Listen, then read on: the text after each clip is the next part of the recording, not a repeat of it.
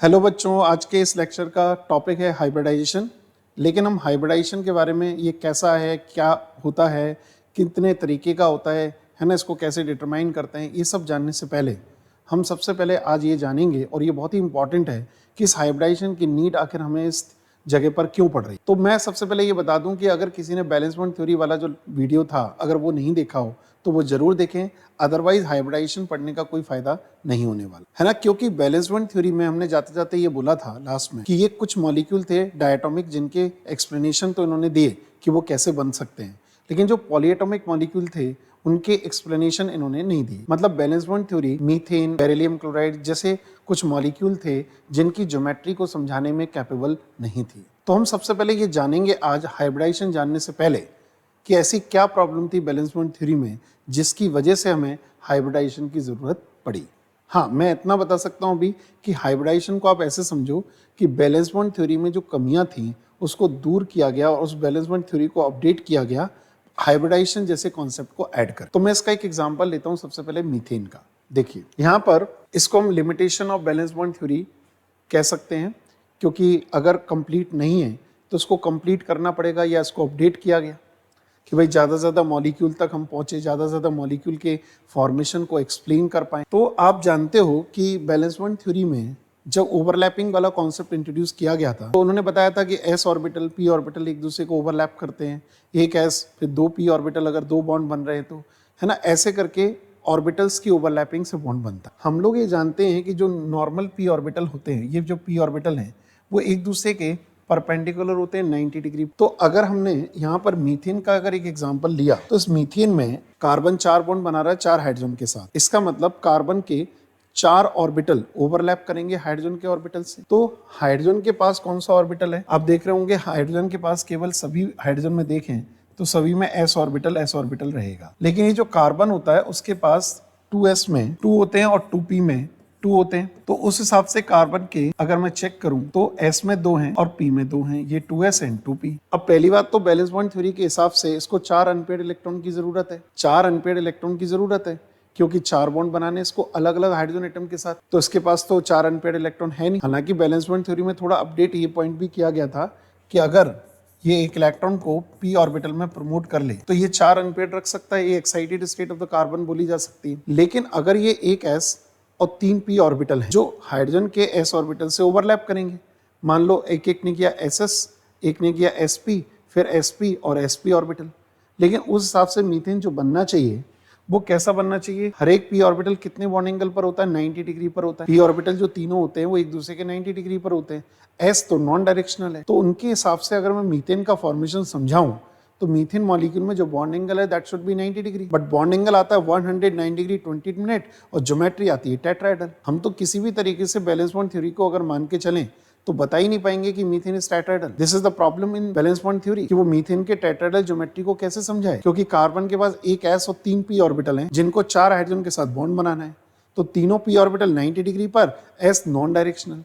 तो मीथेन जब बनेगा, कार्बन के चारों ऑर्बिटल हाइड्रोजन के ss ऑर्बिटल से जब ओवरलैप करेंगे तो उसमें बॉन्ड एंगल भी 90 डिग्री आना है, लेकिन बॉन्ड एंगल आता है 109 डिग्री 28 मिनट। ऐसे ही अगर हम बेरिलियम क्लोराइड की बात करें तो वो लीनियर है। बेरिलियम क्लोराइड में 180 डिग्री, जो कि VSEPR थ्योरी में आपको बताया गया है। तो बेरिलियम क्लोराइड लीनियर कैसे हो सकता है, 180 डिग्री कैसे आ सकता है, क्योंकि बेरिलियम में भी ऐसे ही पोजीशन है कि s और p ऑर्बिटल हमेशा 90 डिग्री, s नॉन डायरेक्शनल। तो मॉलिक्यूल में देखा कि किसी में 180 डिग्री एंगल है, किसी में 109 डिग्री 28 मिनट एंगल है, किसी में 120 डिग्री एंगल है।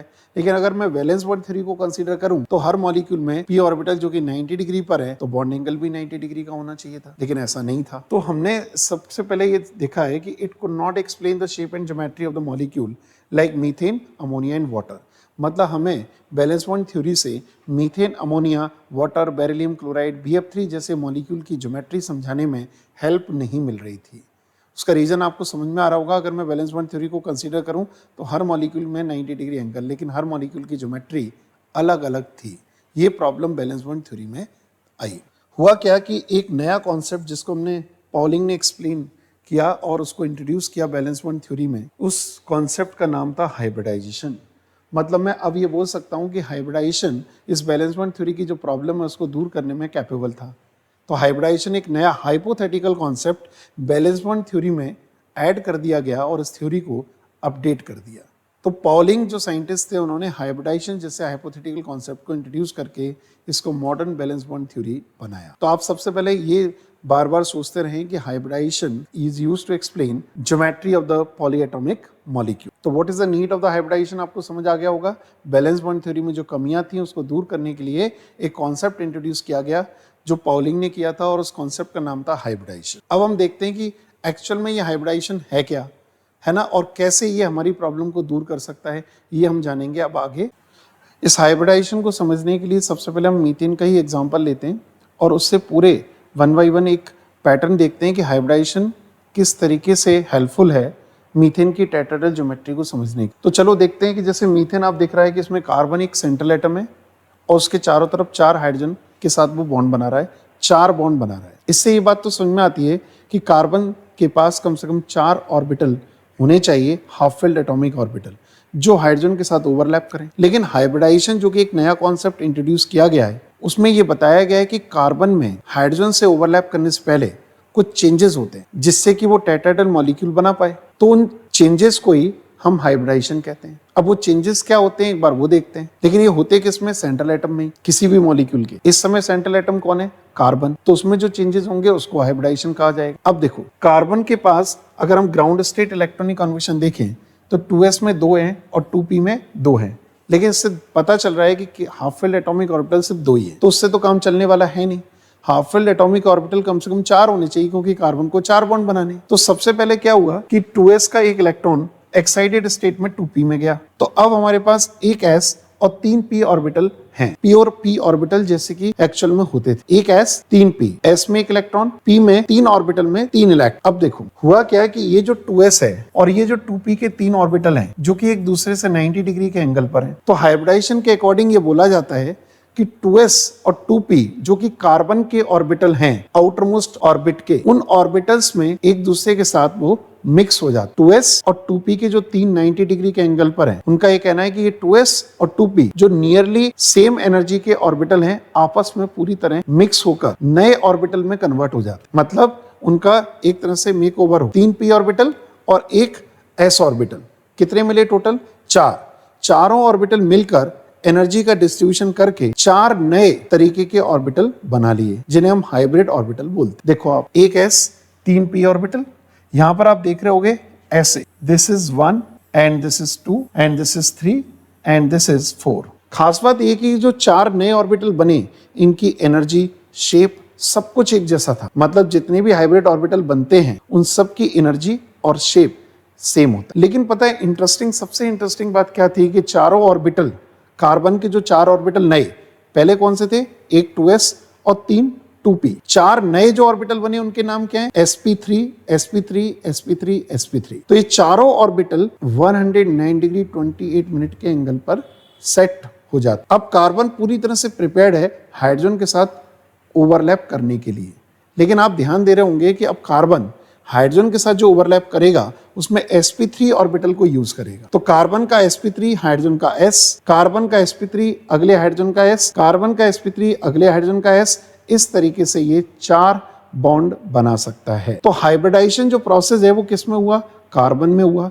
According to the tetrahedral geometry हुआ चेंजेस। तो उन्होंने कहा कि जो नियरली सेम एनर्जी वाले ऑर्बिटल हैं सेंट्रल एटम के, वो आपस में मिक्स होकर एनर्जी को डिस्ट्रीब्यूट करके नए ऑर्बिटल बना लेते हैं जिन्हें हम हाइब्रिड ऑर्बिटल के नाम से जानते हैं। इस प्रोसेस में उन्होंने एक और बात बताई कि जितने ऑर्बिटल हाइब्रिडाइजेशन में पार्टिसिपेट करते हैं उतने ही नए हाइब्रिड ऑर्बिटल बनते हैं और हाइब्रिड ऑर्बिटल की जो एनर्जी और शेप है वो सब कुछ सेम हो। अब प्रॉब्लम ये कि मीथेन में जो कार्बन था उसके हिसाब से तो टेट्राहेड्रल ज्योमेट्री है। BF3 अगर होता उसमें बोरोन होता तो उसकी ज्योमेट्री अलग होती, तो उसमें हाइब्रिडाइजेशन का फॉर्मेट अलग हो जाता। तो ज्योमेट्री के हिसाब से हाइब्रिडाइजेशन में ऑर्बिटल पार्टिसिपेट करके एंगल के अकॉर्डिंग सेट हो। तो हाइब्रिडाइजेशन को अब हम डिफाइन कर सकते हैं, वो देखते हैं किस तरीके से। तो हाइब्रिडाइजेशन को डिफाइन करने के लिए क्या तरीका लगाया उन्होंने?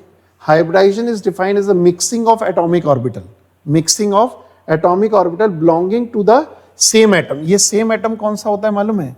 Central atom of that molecule, central atom of that molecule, but having slightly different energy। मतलब जैसे 2s और 2p slight different, ऐसा ना हो कि 1s और 2p ले लिया। मतलब आउटर मोस्ट ऑर्बिट के नियरली सेम एनर्जी वाले ऑर्बिटल, है ना, slightly different so that a redistribution of energy takes place between them, जिससे कि एनर्जी का उनके डिस्ट्रीब्यूशन हो गया आपस में, resulting in the formation of new orbital, और वो नए ऑर्बिटल में कन्वर्ट हो गए जिन्हें हाइब्रिड ऑर्बिटल नाम दिया गया। हाइब्रिड का मतलब है कि अगर एक s और 3p मिलकर 4 नए ऑर्बिटल बना रहे हैं तो उनके नाम होंगे sp3। तो पता है sp3 में 1/4 करेक्टर किसका होगा, s करेक्टर, और बाकी का जो होगा वो किसका होगा, p करेक्टर। तो जब किसी में दो चीजों से बने हुए दोनों के करेक्टर आ रहे हैं तो उसको हाइब्रिड ऑर्बिटल ही तो कहेंगे। तो कहने का मतलब है कि हाइब्रिडाइजेशन में जितने ऑर्बिटल पार्टिसिपेट करते हैं उतने ही नए ऑर्बिटल बनते हैं। एक्चुअल में देखा जाए तो मीथेन की टेट्राहेड्रल ज्योमेट्री को एक्सप्लेन करने के लिए एक पूरी तरह से हाइपोथेटिकल तरीका यूज किया गया, इसीलिए कहा जाता है कि hybridisation is a hypothetical concept. तो इसका मतलब तो ये हुआ कि जिस मॉलिक्यूल की ज्योमेट्री होगी उसको उसी के अकॉर्डिंग हाइब्रिडाइजेशन बोला जाएगा कि इसमें ये वाला हाइब्रिडाइजेशन हो रहा है, इसमें ये वाला हाइब्रिडाइजेशन हो रहा है, इसमें ये वाला हाइब्रिडाइजेशन हो रहा है। अलग अलग ज्योमेट्री वाले मॉलिक्यूल में अलग अलग टाइप का हाइब्रिडाइजेशन होता है। तो हाइब्रिडाइजेशन के कुछ इंपॉर्टेंट पॉइंट्स हैं, उससे रिलेटेड क्या क्या हमें हाइब्रिडाइजेशन में रूल्स बनाने हैं, क्या क्या पॉइंट्स होते हैं, ये सब हम डिस्कस कर लेते हैं एक बार। Salient features of the hybridization, पहला है कि hybrid orbital does not exist. जैसे मैंने बोला था कि हाइब्रिडाइजेशन एक हाइपोथेटिकल कॉन्सेप्ट है, इसलिए हम कह सकते हैं कि hybrid orbital does not exist. Actually hybrid orbitals नहीं होते, लेकिन जो प्योर ऑर्बिटल है s और p ऑर्बिटल वो तो हमने पहले से पढ़ रखे हैं। Hybrid orbital have same shape and energy, मतलब जितने भी एटॉमिक ऑर्बिटल जो प्योर ऑर्बिटल आपस में मिलते हैं नए ऑर्बिटल बनाते हैं जिन्हें हाइब्रिड ऑर्बिटल कहते हैं। The number of hybrid orbital formed in equal to the number of atomic orbital that get hybridised. जितने एटॉमिक ऑर्बिटल मर्ज होते हैं, जैसे एक s और 2p अगर मिक्स हुए तो 3 नए हाइब्रिड ऑर्बिटल बनेंगे, एक s और एक p मर्ज हुए तो 2 नए ऑर्बिटल बनेंगे हाइब्रिड ऑर्बिटल। मतलब जितने एटॉमिक ऑर्बिटल इन्वॉल्व होते हैं इन द हाइब्रिडाइजेशन उतने ही नए हाइब्रिड ऑर्बिटल फॉर्म होते हैं। एक s 3p ऑर्बिटल, तो नए जो बनेंगे वो 4 बनेंगे नए हाइब्रिड ऑर्बिटल। ऐसे ही अगर हम और सोचें कि हाइब्रिड ऑर्बिटल बॉन्ड बनाने के लिए ज़्यादा इफेक्टिव माने जाते हैं, hybrid orbital are more effective as compare to the pure orbital. मतलब हाइब्रिड ऑर्बिटल वाला बॉन्ड स्ट्रॉन्ग बॉन्ड होता है, ये इनके पॉइंट्स में इंट्रोड्यूस किया गया। These hybrid orbitals are directed in space, ये बड़ा इंपॉर्टेंट पॉइंट है। These hybrid orbital are directed in space in such a way that they have minimum repulsion between electron pairs, therefore the type of hybridization indicates the geometry of the molecule। आपको अभी देखा था कि methane वो molecule था, उसमें मैंने कहा था कि कार्बन में एक s और 3p मिलकर 4 नए हाइब्रिड ऑर्बिटल बनाए थे जिनके नाम थे sp3, और वो चारों sp3 अपनी मैक्सिमम डिस्टेंस पर चले गए जिससे कि उनमें रिपल्सन कम हो, और वो क्या था, टेट्राहेड्रल शेप, मतलब 109 डिग्री 28 मिनट पर जाकर उनके बीच में रिपल्सन कम से कम हो जाए। तो उनका ये कहना था कि जितने भी हाइब्रिड ऑर्बिटल बनते हैं वो एक पर्टिकुलर अरेंजमेंट में अरेंज हो जाते हैं जैसा कि वो मॉलिक्यूल होता है। ये हाइब्रिडाइजेशन का सबसे इंपॉर्टेंट पॉइंट हुआ। And important condition of the hybridisation अब ये जान लेते हैं। आप सबसे पहले तो अच्छे से ये दिमाग लगा लो कि जो भी मॉलिक्यूल की हम बात करेंगे उसकी ज्योमेट्री के हिसाब से उसका हाइब्रिडाइजेशन होता है, वो भी सेंट्रल एटम। तो पहला point, the orbitals present in the valence shell of the atom are hybridise. केवल आउटरमोस्ट ऑर्बिट जो कि वैलेंस सेल होता है उसी के ही एटॉमिक ऑर्बिटल हाइब्रिडाइजेशन में पार्टिसिपेट करते हैं।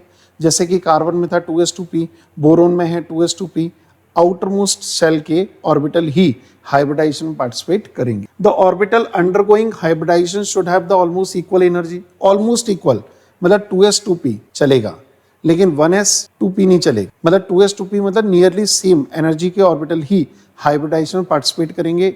ये हाइब्रिडाइजेशन के रूल्स में आता है। And promotion of electron is not essential condition prior to hybridisation. इस पॉइंट को समझते हैं। प्रमोशन ऑफ इलेक्ट्रॉन, जैसे कि आपने कार्बन में देखा था कि 2s का एक इलेक्ट्रॉन 2p में चला जाता है क्योंकि वहां जरूरत थी, हमें 4 अनपेयर्ड इलेक्ट्रॉन की जरूरत थी मीथेन बनाने के लिए कार्बन। अगर किसी जगह हमें जरूरत नहीं है तो हम ये प्रमोशन ऑफ इलेक्ट्रॉन नहीं भी कराएंगे। आगे देखेंगे आप एग्जाम्पल में अमोनिया का फॉर्मेशन, वाटर का फॉर्मेशन, इसमें पता चलेगा कि अमोनिया में नाइट्रोजन जो होता है वो अपने इलेक्ट्रॉन पेयर को अनपेयर नहीं करता, मतलब इलेक्ट्रॉन को प्रमोट करने की ज़रूरत नहीं होती। और एक सबसे अच्छी बात कि जब हम हाइब्रिड ऑर्बिटल बनाते हैं तो उसमें खाली ऑर्बिटल भी पार्टिसिपेट कर सकते हैं, फुली फिल्ड भी कर सकता है और हाफ फिल्ड भी कर सकता है। अब इस बात को समझने के लिए हमें आगे एग्जाम्पल्स की ज़रूरत पड़ेगी। विदाउट एग्जाम्पल ये सब पॉइंट्स को समझाना थोड़ा सा मुश्किल है, लेकिन जैसे आप आगे के एग्जाम्पल्स देखोगे तो आपको पता चल जाएगा कि ये क्या कहना चाह रहे हैं। लेकिन अभी एक पॉइंट तो क्लियर है कि half filled atomic orbital, fully filled atomic orbital और खाली ऑर्बिटल, हर तरीके का एटॉमिक ऑर्बिटल हाइब्रिडाइजेशन के लिए पार्टिसिपेट कर सकता है। And hybridisation takes place only in the central atom. ये तो बहुत ही जरूरी बात है ना। मीथेन में जैसे कार्बन है सेंट्रल एटम, तो आप समझ गए होंगे कि कार्बन में ही वो चेंजेस हो रहे हैं, कार्बन में ही हाइब्रिडाइजेशन हो रहा है। BF3 में बोरोन का हाइब्रिडाइजेशन, BeCl2 में बेरिलियम का। मतलब हाइब्रिडाइजेशन जो डिफाइन होता है वो केवल सेंट्रल एटम के लिए होता है, क्योंकि सेंट्रल एटम के अराउंड ही तो ज्योमेट्री होती है, अरेंजमेंट होती है। तो सेंट्रल एटम में होने वाले चेंजेस को ही हम हाइब्रिडाइजेशन कहते हैं, before the overlapping with the surrounding atom. That's why hybridisation always takes place only in the central atom. अब इसमें हमने जैसे मीथेन का एक एग्जांपल देखा था, वैसे ही मैं आपको एक बेरिलियम क्लोराइड का एग्जांपल जरा सोच कर देखो। बेरिलियम क्लोराइड VACPR के अकॉर्डिंग ऑलरेडी लीनियर ज्योमेट्री आपको पता है। तो बेरिलियम क्लोराइड में बेरिलियम सेंट्रल है और 2 क्लोरीन से वो कनेक्ट है, और वो किस तरीके से कनेक्ट है, वो 180 डिग्री के एंगल पर है। You have to explain its linear geometry and 180 degree bond angle with the help of the hybridisation, right. तो चलो देखते हैं। इसमें बेरिलियम आप जानते हैं कि 1s और 2s 2p, ये इलेक्ट्रॉनिक कॉन्फिगरेशन के हिसाब से इसके 2s में 2 इलेक्ट्रॉन हैं। लेकिन आप जरा देखो बेरिलियम में एक भी अनपेयर्ड इलेक्ट्रॉन नहीं है। तो अनपेयर करने के लिए क्या करना पड़ेगा, उसको 2s वाले एक इलेक्ट्रॉन को 2p में प्रमोट करना पड़ेगा। अब देखो आप 2s और 2p, 2s का एक इलेक्ट्रॉन, 2p का एक इलेक्ट्रॉन, हमें 2 ही बॉन्ड बनाने हैं बेरिलियम को यहाँ पर। तो बेरिलियम को 2 बॉन्ड बनाने के लिए एक s और एक p ऑर्बिटल मिला। इस एक s और एक p, ये कौन सा है 2s और ये कौन सा है 2p। तो जैसा कि आप देख रहे हैं कि इसमें 2 ऑर्बिटल इन्वॉल्व हो रहे हैं, दोनों ऑर्बिटल आपस में मिक्स हुए, 2 नए ऑर्बिटल बने जिनके नाम हमने रखे sp ऑर्बिटल। दोनों का शेप एंड एनर्जी क्या है, सेम। लेकिन आप देख रहे होंगे कि एक दूसरे से 180 डिग्री के एंगल पर अरेंज्ड है, क्योंकि बेरिलियम क्लोराइड है तो लीनियर ही ना। तो बेरिलियम में जो 2 ऑर्बिटल नए बने हैं sp2 sp2, 2s और 2p के कॉम्बिनेशन से 2 नए ऑर्बिटल बने, हाइब्रिड ऑर्बिटल sp sp।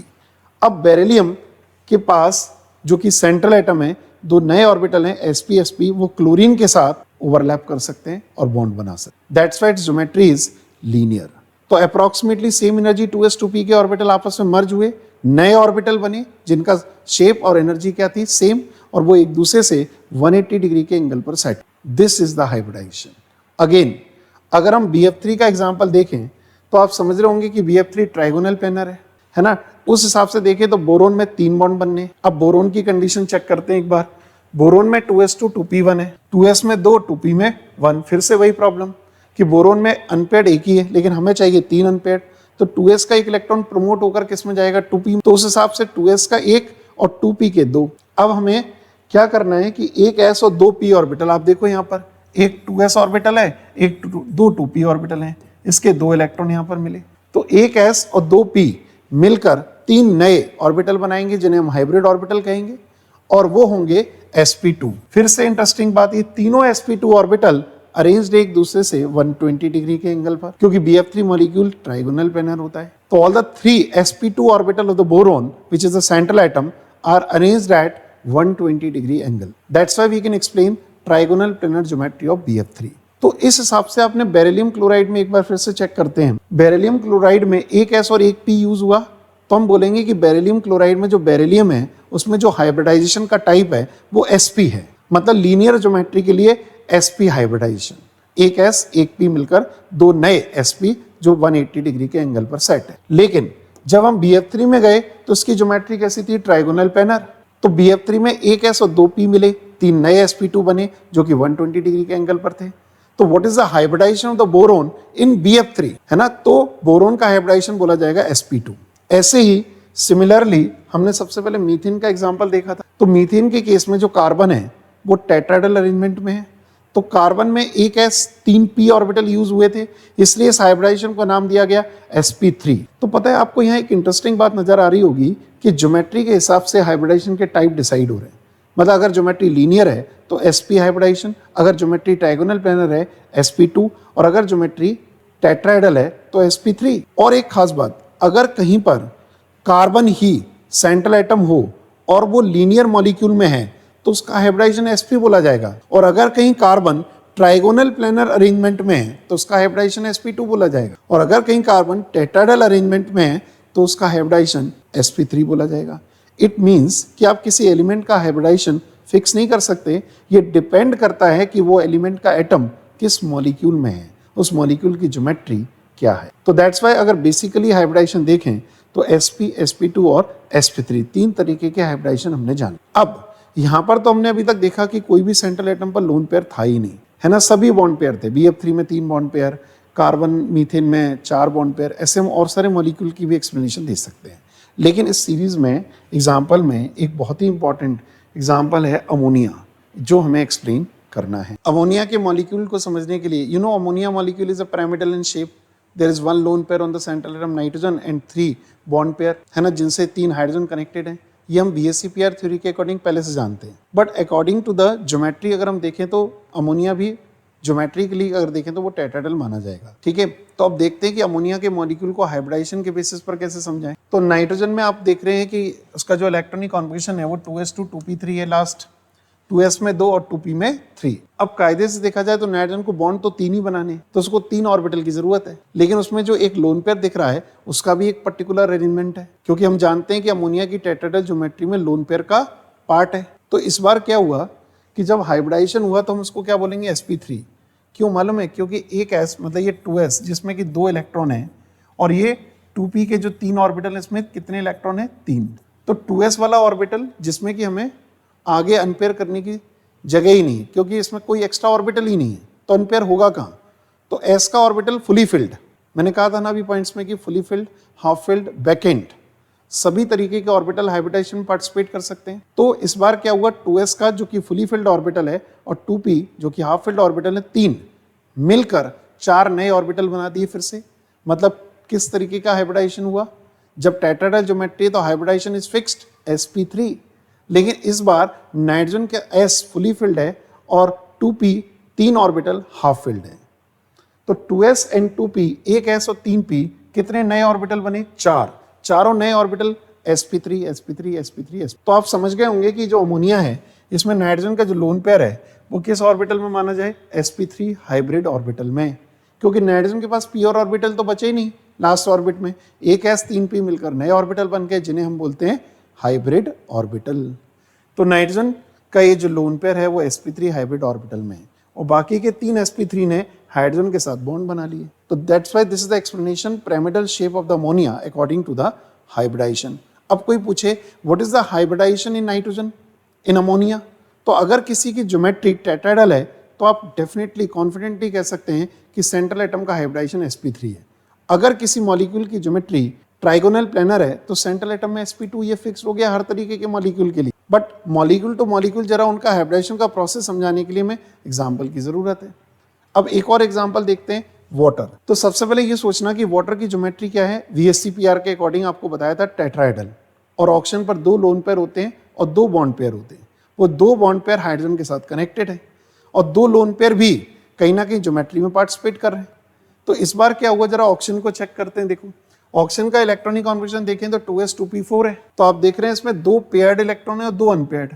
हमें तो 2 ही अनपेयर्ड चाहिए क्योंकि 2 ही बॉन्ड बनाने हैं, लेकिन लोन पेयर चूंकि वो भी एक ज्योमेट्री का हिस्सा है तो लोन पेयर वाले ऑर्बिटल भी पार्टिसिपेट करेंगे हाइब्रिडाइजेशन। जो ज्योमेट्री डिसाइड कर रहे हैं ना ऑर्बिटल, वो हाइब्रिड ऑर्बिटल ही होंगे according to this new concept. तो ऑक्सीजन का ये जो 2s है इसमें कितने इलेक्ट्रॉन है, 2, और 2p के आप देख रहे होगे यहाँ पर इन्होंने ऑक्सीजन में 2 ऑर्बिटल में एक और एक ऑर्बिटल में पेयर्ड। ठीक है, तो एक s और 3p ऑर्बिटल जब पार्टिसिपेट किए तो 4 नए फिर से बनेंगे। चारों के नाम क्या होंगे, sp3 हाइब्रिड ऑर्बिटल। 4 sp3 में से 2 sp3 में पेयर्ड इलेक्ट्रॉन है और 2 sp3 में एक इलेक्ट्रॉन। अब ये जो 2 sp3 ऑर्बिटल हैं ऐसे के ऐसे ही लोन पे रखकर रहेंगे, लेकिन बाकी के 2 sp3 हाइड्रोजन के साथ ओवरलैप करके बॉन्ड बना ले। तो 2 बॉन्ड पेयर और 2 लोन पेयर के हिसाब से ज्योमेट्री कैसी हुई, tetrahedral. That's why the hybridisation in oxygen in water is sp3। तो एक्चुअल में what is the pattern to decide the hybridisation of the central atom in any molecule, find the geometry of that molecule around the central atom and hybridisation बता दो। अगर वो linear geometry है तो central atom का hybridisation sp है, अगर वो ट्राइगोनल प्लेनर है तो sp2 है, और अगर वो टेट्राहेड्रल है तो वो sp3 है। अब आप सोच भी रहे होंगे कि अगर हम और आगे जाएं ज्योमेट्री में तो हाइब्रिडाइजेशन क्या होगा, तो उसको अभी आगे डील करते हैं। अभी sp, sp2 और sp3। अब हमारे पास कुछ ऐसे मॉलिक्यूल भी हैं जिनमें 2 सेंट्रल एटम होते हैं, दो सेंट्रल एटम, हर एक के अराउंड ज्योमेट्री होगी।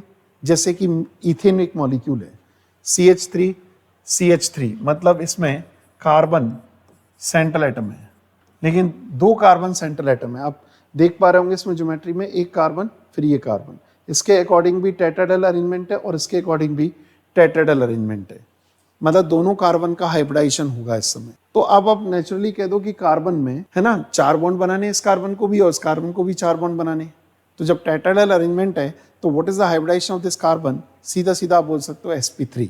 ये कैसे हुआ होगा जरा देखते हैं।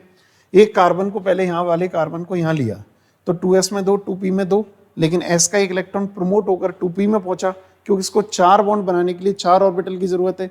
सेम कंडीशन इस वाले कार्बन की भी है, इसने भी प्रमोट किया। अब हमारे पास दोनों कार्बन में एक s 3p एक s 3p। अब इस कार्बन ने क्या किया, एक s और 3p मिलकर हाइब्रिडाइजेशन किया, तो इसके बाद 4 नए हाइब्रिड ऑर्बिटल हो गए sp3 हाइब्रिड ऑर्बिटल। ऐसे ही उस कार्बन के पास भी 4 नए sp3 ऑर्बिटल हो गए, 4 नए sp3। तो इन्होंने क्या किया, इस कार्बन ने 3 हाइड्रोजन के साथ ओवरलैप कर लिया, इसके 3 sp3 यूज हो गए और चौथा sp3 इस कार्बन के sp3 से बॉन्ड बना रहा है। तो अब कभी जैसे क्वेश्चन पूछा जाता है कि कार्बन सिंगल बॉन्ड कार्बन जो सिग्मा बॉन्ड है वो किस तरह की ओवरलैपिंग से बना, तो आप कह सकते हो sp3 ओवरलैपिंग, और कार्बन हाइड्रोजन जो बना वो sp3s ओवरलैपिंग से बनेगा, है ना। तो हम हाइब्रिडाइजेशन तो केवल ज्योमेट्री देखकर पता कर सकते हैं कि सेंट्रल एटम के अराउंड जो ज्योमेट्री होगी हम उसी से उसका हाइब्रिडाइजेशन डिसाइड कर सकते हैं। याद रखना, ज्योमेट्री फैक्ट है और हाइब्रिडाइजेशन हाइपोथेटिकल कॉन्सेप्ट है। तो ज्योमेट्री की वजह से हाइब्रिडाइजेशन आया, ज्योमेट्री जितनी है उतनी ही टाइप के हाइब्रिडाइजेशन भी। तो पूछा जाए कि what is the hybridisation of the carbon in ethane, तो आपको उसकी ज्योमेट्री पता होनी चाहिए कार्बन की, उसके अराउंड, तभी आप उसका हाइब्रिडाइजेशन डिसाइड कर पाओगे। तो जैसा कि अभी मैंने बोला कि हाइब्रिडाइजेशन जो है वो ज्योमेट्री के अकॉर्डिंग डिसाइड होता है, जितनी ज्योमेट्री होंगी सेंट्रल एटम के अराउंड उतने ही टाइप के हाइब्रिडाइजेशन। तो 3 तो हमने ऑलरेडी जान लिए कि लीनियर ज्योमेट्री हो सेंट्रल एटम के अराउंड तो sp, ट्राइगोनल प्लेनर है तो sp2 और टेट्राहेड्रल है तो sp3। लेकिन आगे की ज्योमेट्री में हमें और d ऑर्बिटल की जरूरत पड़ेगी, क्योंकि एक s और 3p होते हैं, तो 1s और 3p। अब कार्बन में तो d ऑर्बिटल होते ही नहीं, तो कार्बन में sp3 से कभी कोई और दूसरा हाइब्रिडाइजेशन ऊपर जा ही नहीं सकता। कार्बन में या तो sp होगा, sp2 होगा या sp3। लेकिन कुछ एलिमेंट ऐसे हैं जिनके एटम में एक्स्ट्रा d ऑर्बिटल भी होते हैं, जैसे फॉस्फोरस एंड सल्फर। तब ज्योमेट्री आएगी ट्राइगोनल बाइपिरामिडल, तो आप कहेंगे इसमें sp3d, मतलब एक s 3p और एक d ऑर्बिटल यूज होगा। और अगर ऑक्टाहेड्रल ज्योमेट्री है तो 6 चाहिए हमें, एक s 3p 2d, और अगर पेंटागोनल बाइपिरामिडल ज्योमेट्री है तो sp3d3। ये टाइप के हाइब्रिडाइजेशन आपको देखने को मिलेंगे। एक और ज्योमेट्री थी स्क्वायर प्लेनर, जिसका एक अलग हाइब्रिडाइजेशन है dsp2। तो अभी ज्योमेट्री के हिसाब से हाइब्रिडाइजेशन वाला ये कॉन्सेप्ट हमें समझ में। आपको याद होगा VSEPR थ्योरी में हम लोग जब वो एक कॉन्सेप्ट यूज किया गया था, फॉर्मूला यूज किया गया था, जिससे सेंट्रल एटम के अराउंड हम ज्योमेट्री पता कर लेते थे। तो जिसने ज्योमेट्री पता कर ली उसको हाइब्रिडाइजेशन तुरंत समझ आ जाएगा। अगर उसको ये पता है तो कि लीनियर sp और trigonal planar sp2, tetrahedral sp3, trigonal bipyramidal sp3d। तो this is the pattern, how can you decide the hybridisation in the central atom of any molecule. अब एक बड़ी इंपॉर्टेंट बात है कि जैसे अगर sp3 ऑर्बिटल बोला जाता है तो इसका मतलब है कि इसमें 1/4 पार्ट s का और 3/4 पार्ट p का, 75% पार्ट p है और 25% पार्ट s है। अगर sp2 ऑर्बिटल है मतलब एक s और 2p, मतलब 3 में से 2 p वाले हैं, 3 में से एक s वाला है, तो 1/3 s हुआ और 2/3 p हुआ। ऐसे sp एक 50-50%। तो ये क्वेश्चन पूछा जाता है कि s करेक्टर किसमें, s कैसा होता है, स्फेरिकल। तो हमारे पास 3 तरीके के ऑर्बिटल हैं, एक sp ऑर्बिटल, एक sp2 और एक sp3। तो जरा जानते हैं कि इनमें डिफरेंसेस क्या हैं। sp ऑर्बिटल में पहली बात, s करेक्टर पूछा जाए तो 50% s character, 50% p character. sp2 अगर कोई ऑर्बिटल sp2 है तो उसमें 1/3 33% s करेक्टर और बाकी 67% p करेक्टर। और कोई sp3 ऑर्बिटल है तो s करेक्टर सबसे कम 25% और p करेक्टर 75%। तो ये ऑब्जर्व किया गया है कि अगर हम तीनों ऑर्बिटल्स को कंपेयर करें तो जिसमें s करेक्टर ज्यादा होता है वो हाइब्रिड ऑर्बिटल कैसा हो जाता है, शॉर्ट हो जाता है और बल्कियर हो जाता है। लेकिन जिसमें p करेक्टर ज्यादा है वो थिनर होता है और लॉन्गर। ये क्वेश्चन में आगे काम आएगा कि sp3 ऑर्बिटल अगर sp से कंपेयर किया जाए तो वो लॉन्ग है और थिन है, और sp ऑर्बिटल थिक है और बल्कि है। तो ये थोड़ा सा याद रखना है कि sp, sp2 और sp3 ऑर्बिटल में डिफरेंसेस क्या हैं। Increasing p character hybrid orbital become thinner and longer, और s करेक्टर बढ़ता है तो कैसा हो जाएगा, shorter and stronger and bulkier. Stronger नहीं है, यहाँ पर क्या आता है, शॉर्टर एंड बल्कियर। ये हमें थोड़ा सा इंफॉर्मेशन के पॉइंट ऑफ व्यू से याद रखना है। और यहाँ पर एक क्वेश्चन है कि जैसे अभी मैंने बोला DsP2 हाइब्रिडाइजेशन, ये स्क्वायर प्लेनर ज्योमेट्री के लिए यूज होगा। तो इसमें कभी पूछें कि भाई कौन सा डी ऑर्बिटल यूज होता है, इसके दो एग्जांपल हैं। इसको अभी हम कोऑर्डिनेशन ज्योमेट्री 12th में पढ़ते हैं। तो अभी तो आपको याद रखना पड़ेगा, this compound is square planar, this compound is square planar, that's why the hybridisation in the central atom is DsP2। ये sp3d हाइब्रिडाइजेशन में dz स्क्वायर ऑर्बिटल, और sp3d2 में ये दो टाइप के, आपको मालूम होगा 5 डी ऑर्बिटल होते हैं। तो ये पूछते हैं कई बार कौन सा डी ऑर्बिटल, ये शेप पर डिपेंड करता है, इसलिए हमें थोड़ा सा मेमोरी में रखना है, dx square y square and dz square, और sp3d3 में ये 3 ऑर्बिटल यूज होते हैं। तो अब आपका ये पहले कॉन्सेप्ट ऑफ जाने कि हाइब्रिडाइजेशन आखिर होता क्या है, इसकी ज़रूरत क्या थी, बैलेंस बॉन्ड थ्योरी में इसको इंट्रोड्यूस करके अपडेट किया गया। अब हाइब्रिडाइजेशन निकाल लेते हैं। अगर कभी पूछते हैं कि हाइब्रिडाइजेशन क्या है सेंट्रल एटम का, find the geometry around that central atom and then decide the hybridisation. For example, if the geometry is tetrahedral then hybridisation of the central atom is क्या, sp3। तो अब आगे हम इससे रिलेटेड, बॉन्ड से related काफ़ी सारी चीज़ें, bond length, bond energy, bond movement, dipole movement, ये सब डिस्कस करेंगे नेक्स्ट लेक्चर में। तब तक आप कम से कम BSc PR theory, Lewis theory और VVT, इन 3 को बहुत अच्छे से पहले प्रैक्टिस करो। आगे के कुछ वीडियोस में हम आपके लिए इन लेक्चर्स में जो भी चीज़ें बताई गई है, इनके क्वेश्चंस, इनकी प्रैक्टिस कराने के लिए कुछ वीडियो जरूर इसमें इंट्रोड्यूस करेंगे।